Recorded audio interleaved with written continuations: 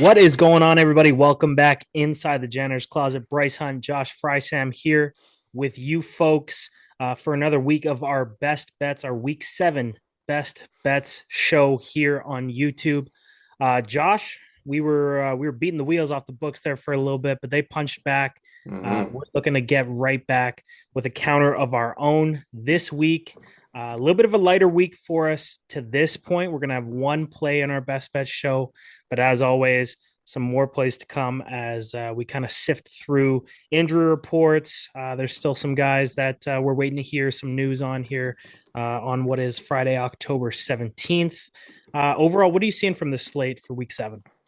It's interesting where the league's at right now, man. I was actually just writing about this for my newsletter. Like there's I think 21 after the Bengals won last night on Thursday Night Football. I think there's 21 teams in the league that have at least 3 wins. So like it's kind of just like this very jumbled kind of mess right now, which is interesting. I mean, you think about the trade deadline and stuff like that, and it's just kind of like, I mean, not that the trade deadline is this huge day in the NFL calendar anyways, but like you kind of just think about, sifting through the contenders, the pretenders. There's all these different spots for these different teams this week, and their records kind of make it a little bit more muddy, if you would, and just the way that they've been playing. Been a lot of up and down play from a lot of teams this week, as I guess is the normal for the NFL season. But yeah, it's just kind of an interesting season to start this year. I know the overs and the unders have been kind of hit and miss for a lot of people. But so that's kind of why we've kind of been staying away from a lot of the totals this season. But we do have a total today.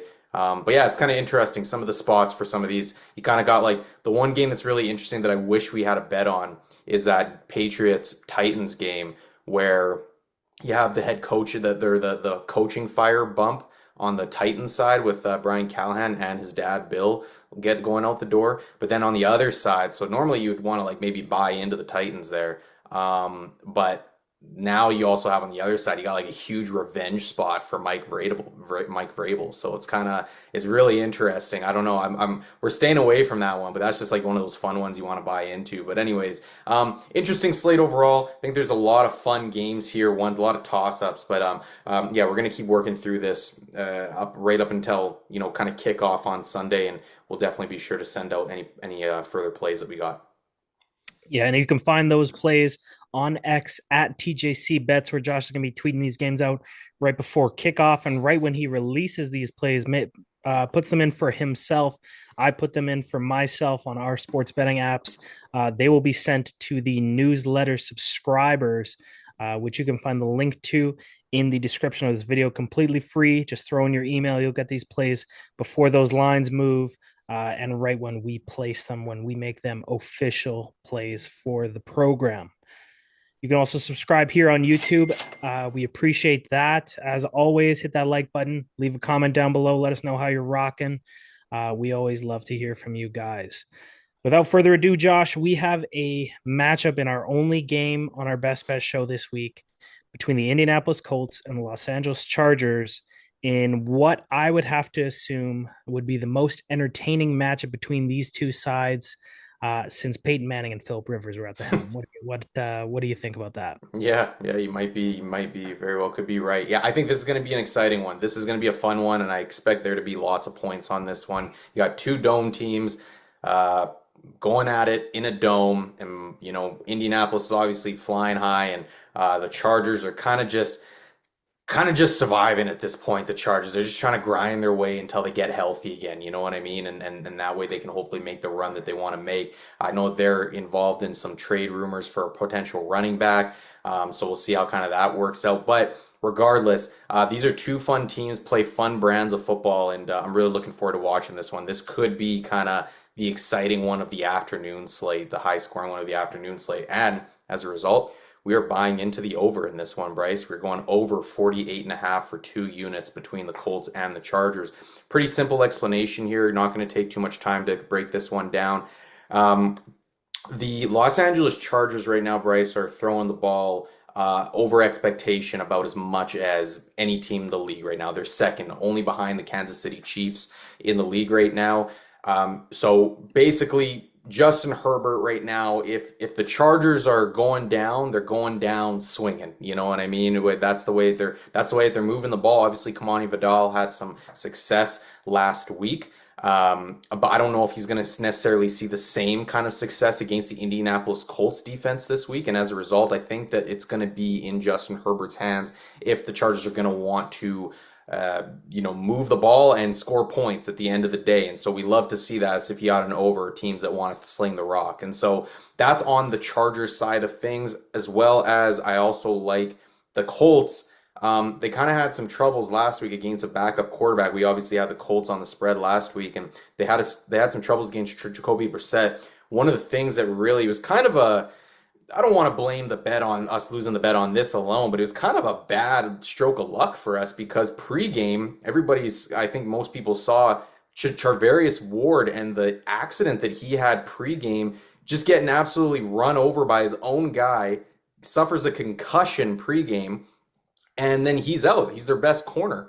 And so you got your best corner goes out, and then obviously Jacoby Brissett and them now. Obviously Marvin Harrison Jr. also left the game early, but so maybe you could say it balanced out. But the fact of the matter is that Charvarius Ward is not going to be playing in this game, or it's very unlikely that he plays in this game. And so I look at that. I think that there's an advantage here for the Chargers again through the air, and that's how teams have been moving the ball on the Colts is through the air as well. So I think there's a potential for the Chargers to put up some points in this one. On the other side, the Indianapolis Colts right now are kind of a machine on offense, and they're just kind of moving the ball efficiently, almost at will against a lot of these teams. I look at against the matchup against the Chargers and kind of the success that Daniel Jones could have in this spot, and even Jonathan Taylor as well. I'm just looking on the fly here.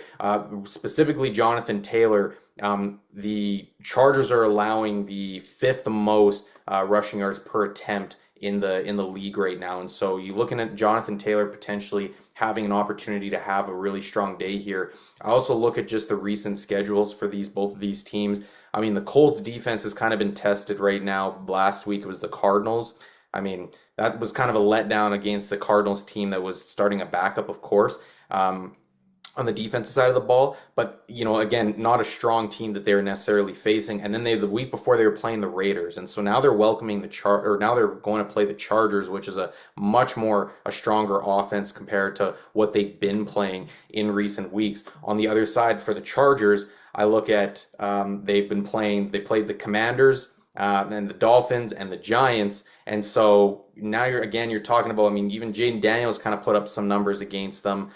Jackson Dart put up some numbers against them, but these aren't world-beating offenses that they're facing. And so now they got to go against the Colts, who have been arguably, the most impressive offense in the league this year. And so I see this as being, for both sides, a step up in class as far as the offenses that they're going to face. And as a result, again, you're talking about two dome teams in a dome on the fast track. I just think this is setting up for a lot of points here from both sides of the ball. And so I think that the Colts definitely have the advantage here. That's the other thing that kind of plays into this. I'd like to think that the Colts maybe have the advantage as far as who's going to actually win this game.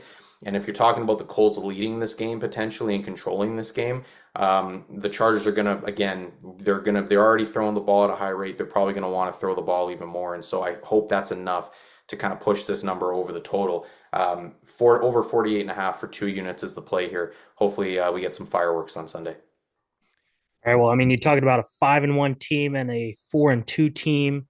That 3:00 Central slate, two of the better teams in the league. Why not root for points, right? That's always the fun way to go. Yeah. So we're going to be taking the over for 2 units in that game as our lone play for our best bets.